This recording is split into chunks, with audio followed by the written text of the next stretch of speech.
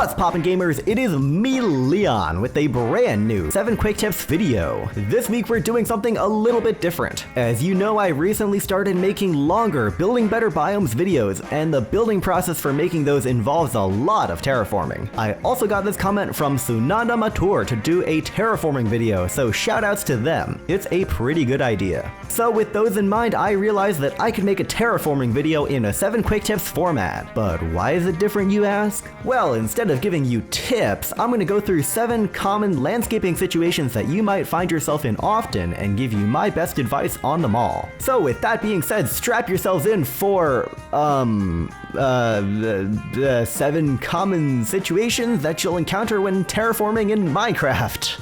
Yep, that's the title. Number 1. Basically, anytime you're terraforming near water, you're gonna have to negotiate the transition between the above blocks and the underwater ones. And this can be really annoying. Default Minecraft beaches and rivers don't always look too great. Like, look at this. Yikes. So the first thing I recommend is to get yourself some slabs. Smooth sandstone, regular sandstone, andesite, and stone are all great. Especially in sandy areas like beaches, you're gonna wanna use these to ease the transition into the water. Check out how I've used them to make this little beach look a lot nicer. You've also probably noticed that there's a really sharp, ugly contrast between sand and grass. This is just because the game puts random pockets of sand by rivers and oceans, but the real world is definitely not like this. As you probably know, the real world has transition areas between its green and its sandy areas. In Minecraft, this can be difficult to pull off, but it's not impossible. First of all, you can use textures that are kinda in like the middle ground. Green concrete powder, moss, and the top of azalea bushes are all nice yellow-green textures. The second way is to do something like this. This looks a lot better on a large scale than a small scale, but you can see that I've roughened up the transition in order to blend it better. Try using a combination of these two techniques to make your rivers and oceanfront landscapes a lot nicer. Number 2. Okay, yeah, if you've seen my Building Better Biomes video from last week when I made a sky village, then you probably already know what I'm about to say. But hear me out because I didn't go into much detail back then. When you've got a cliffside, a floating island, or some other situation where grass is sitting on top of a vertical face like this, then try adding in a dirt overhang. What do I mean by a dirt overhang? Haha, check this out. As I mentioned in the sky village video, I like to have a layer of dirt jutting out from the rock underneath the grass like so. Then if you've got the room for it, a layer of coarse dirt between the regular dirt and the rock can also look really dope. But not every cliffside has the space for that. If you just want to do one layer of dirt, that's okay too. This definitely is not my original idea, as a lot of great Minecraft builders will do this in some form or another, so that's how you know it's a tried and true technique. It's hard to describe exactly what you do to perfect this technique, so you just gotta give it a try yourself. Give it a shot in a creative mode world with the new 1.18 snapshot mountain terrain.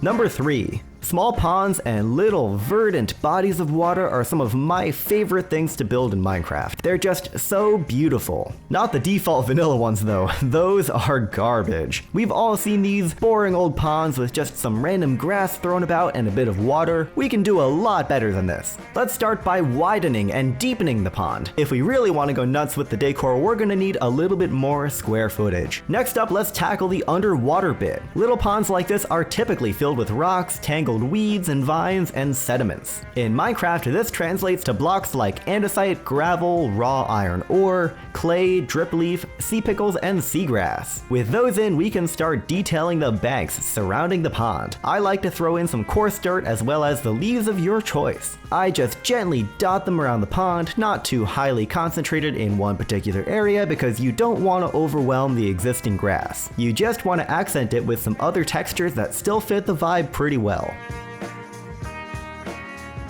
Number 4. A lot of the time you want to improve upon a default, regular, vanilla Minecraft biome. And yeah, I've got an entire series on this which you probably already know about. Link to the playlist is in the description. But this tip is going to be a bit more abstract than that. For this, I want to show you guys an example of bringing real life inspiration into your terraforming. Oftentimes you don't have much to work with when you're just looking at a single Minecraft biome. A perfect example of this is the swamp. This biome biome is in dire need of an update, and in my Building Better Biomes short on the swamp biome, I made some custom mangrove trees to make the more watery sections very overgrown and tangled. And I really like this design. Not only does it look cool, but it shows off just how much more complex and intricate you can make the default Minecraft biomes. So keep that in mind when you're terraforming. Just because a biome is generated in a way that's really bland and boring doesn't mean you need to keep it that way.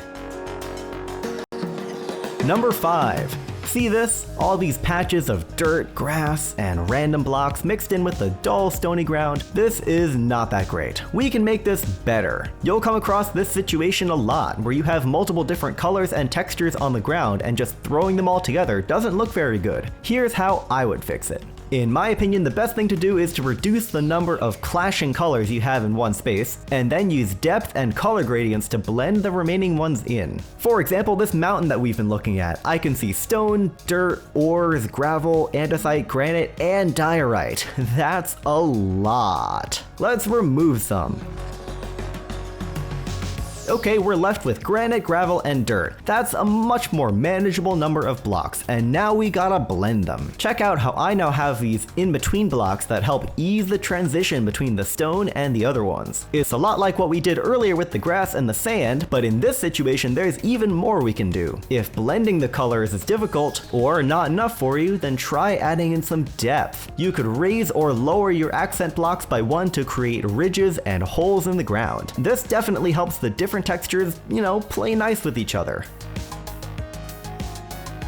Number 6. Okay, so up until this point we've just been talking about terraforming on the surface, but there's a lot more to shaping your landscape than just dealing with what's above ground. We've got all these cool underground structures that you can mess around with too. Caves are getting a pretty big update soon, but for the time being they're still really lame. So I often find myself tweaking the way caverns look. In my opinion, one of the most important things to do is to use slabs, walls, and stairs to improve the shape of the caverns. The slabs and stairs are really good at making cave walls look more rounded and complex. You can take a rough patch like this one right here with a bunch of full blocks sticking out and really smooth it over. The wall blocks are really good for adding little indentations and bits that poke into the sides of rocky walls. Then once you've got that, think about the other textures you can add in. The vanilla game already has things like tuff, granite, and diorite that generate in little blobs underground, but these are boring. Try only using 1 or 2 accent colors in each cave system and arrange them into little veins instead of blobs. You can even throw in real ores with these veins. Raw copper ore blocks blend in very nicely with granite. Andesite, on the other hand, is a bit of a special case. Since it's really similar looking to stone, you can actually mix it in with your walls much more frequently than the other blocks, and it'll still look pretty good. It's a great way to break up those monotonous gray stone walls.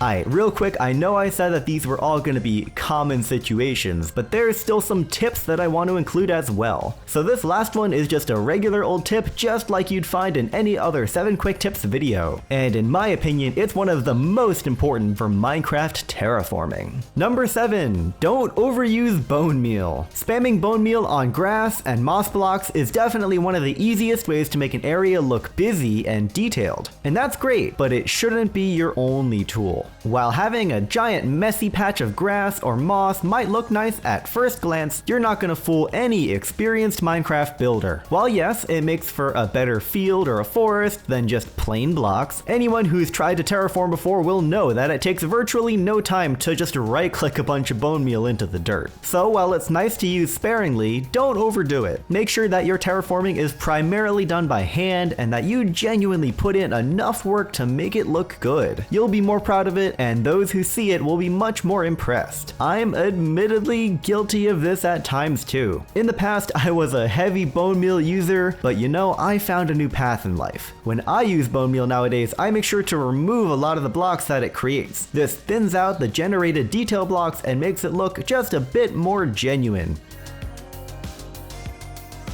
Alrighty fellas, I hope all you wonderful PogChamps out there enjoyed this 7 quick tips video. If you're still here, thank you for watching to the end because I really appreciate it. Don't forget to like the video and hit that subscribe button so I get even more of that delicious, amazing YouTube clout. Until next time, have a wonderful day my dudes, and check back next week for more 7 quick tips. Peace.